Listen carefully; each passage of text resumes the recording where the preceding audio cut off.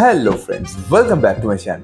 Thumbnail लेके आपने तो इतना समझ ही लिया है कि मैं इस वीडियो पर आपको क्या सिखाने वाला हूँ। जी हाँ दोस्तों, इस वीडियो पर मैं आपको सिखाऊंगा कि कैसे आप होलसम कंटेंट को एडिट कर सकते हैं। तो होलसम कंटेंट का मतलब ये होता है कि जैसे पॉजिटिव रील या शॉर्ट, जैसे कोई हार्ट वार्मिंग मोमेंट्स हो गया या क्यूट रिएक्शंस हो गया, कोई बेबी का रिएक्शन हो गया या फिर काइंडनेस हो गया, सच बोलना हो गया, इमोशनल रियल मोमेंट्स हो गया।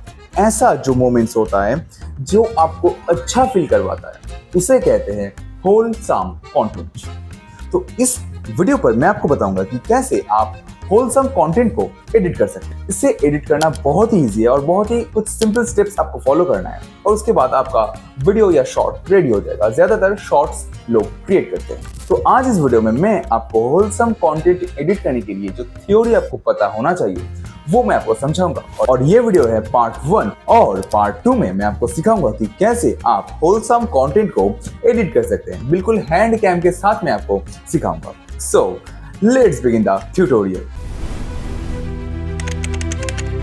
होलसम कंटेंट का जो मेन टॉपिक है वो है स्टोरी, कि ऑडियंस को मैं क्या समझाना चाहता हूँ या क्या फील करवाना चाहता हूँ। ये सबसे पहले आपको अपने दिमाग में सोचना है और उसके अकॉर्डिंग आपको सब चीजें करना है। तो सबसे पहले आपको ये सोचना पड़ेगा व्हाट इज द स्टोरी। दूसरा पॉइंट ये है कि आपको अपने स्टोरी के अकॉर्डिंग फुटेज शूट करना पड़ेगा, यानी कि फुटेज शूटिंग। तो जैसे कि मैंने आपको बोला कि कोई फील गुड या फिर क्यूट रिएक्शंस, कोई बेबी प्लेइंग या फिर कोई काइंडनेस वाला, ऐसा जितने सारे स्टोरीज होगा उसके अकॉर्डिंग आपको फुटेज शूट करना पड़ेगा। और आपको ये याद रखना पड़ेगा कि हर एक फुटेज का अलग अलग मीनिंग होता है।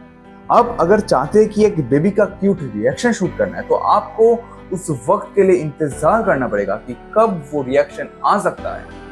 जी हाँ दोस्तों, ये चीज इतना आसान नहीं है जितना सुनने में लग रहा है। अगर आपने अभी तक किया है ना, यानी कि ट्राई किया है शूट करने के लिए, तो आपको पता होगा, और अगर आपने नहीं किया है अभी तक तो आपको पता चलेगा। अगर बात करें क्यूट रिएक्शंस की, तो आपको अब ये देखना पड़ेगा कि रिएक्शन किसका है, मतलब एक मैच्योर पर्सन का या फिर एक बेबी का। बेबी का फुटेज मिलना थोड़ा सा मुश्किल हो जाता है क्योंकि उनके मूड पर डिपेंड होता है, लेकिन एक मैच्योर पर्सन का फुटेज मिल सकता है, उतना भी तकलीफ आपको नहीं होगा। या फिर बात करें काइंडनेस, तो ये आपको ज्यादातर पब्लिक प्लेसेस में मिलेगा काइंडनेस का। और अगर बात करें इमोशनल रियल मोमेंट्स, ये हो सकता है फैमिली का या फिर पब्लिक में भी ये आपको मिल सकता है। तो आपको दिमाग में ये सोचना पड़ेगा कि मेरा स्टोरी क्या है और उसके अकॉर्डिंग आपको फुटेज ढूंढना पड़ेगा। जहां मिलेगा आपको उधर जाना पड़ेगा। अब मैं आपको थर्ड टॉपिक के बारे में बताने वाला हूँ, वो है म्यूजिक।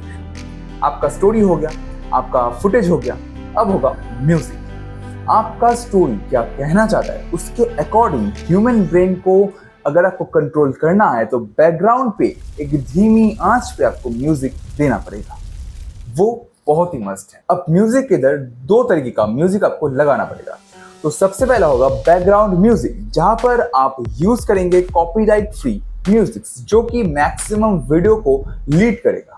लेकिन जो स्पेशल मोमेंट होगा उस रील का या शॉर्ट का या वीडियो का, उधर आपको एक बहुत ही पॉपुलर सॉन्ग, चाहे वो इंग्लिश का सॉन्ग होगा या फिर बंगाली सॉन्ग या फिर हिंदी सॉन्ग, आप अपने भाषा में जो आपको सुइटेबल लगे उस भाषा का, मतलब जो हिट सॉन्ग होता है, मतलब एक फिल्म का सॉन्ग होता है या बहुत फेमस यूट्यूब का सॉन्ग हो गया, बहुत सारा सॉन्ग होता है अभी जो फेमस हो रहा है, वैसा सॉन्ग आपको लगाना पड़ेगा जो ऑडियंस के साथ फट से कनेक्ट हो जाता है और वो या तो लाइक या तो सब्सक्राइब करके जाएंगे आपके उस रील या वीडियो से। तो दोस्तों, आप जब एडिट करने बैठोगे ना, तो आप सिर्फ एडिट नहीं करोगे।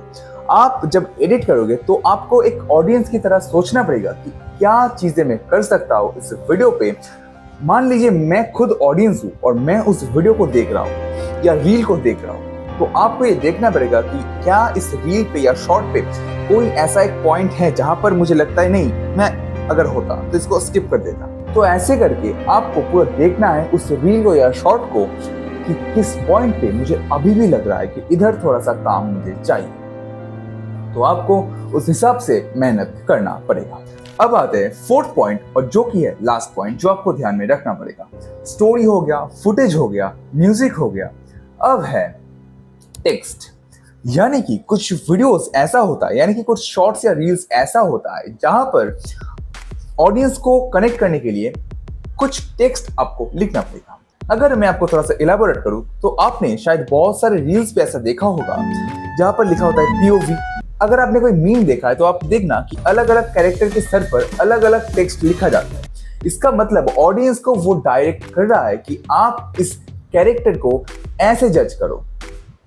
ये होता है, मतलब आप ऑडियंस को समझाओगे कि अगर आप मान लीजिए कोई POV रील बनाएंगे कि जैसे कोई बच्चा खेल रहा है तो POV में आप ये लिख सकते हैं, मी at the age of 5 years, me at the age of 10 years, me at the age of 50 years। अगर कोई फ्यूचर रील बनाओगे आप जहां पर आप दिखा सकते हो कि ये हो सकता है या होगा या हो रहा है, मतलब ऐसा जितने सारे होलसम कंटेंट होगा उसके लिए आपको अपने वीडियो के अकॉर्डिंग एक टेक्स्ट लगाना हो सकता है। मतलब अगर मैं 100 रील पकड़ूं, जितने रील्स आपने देखा है आप खुद एक बार रिसर्च करके देखना तो आपको पता चल जाएगा।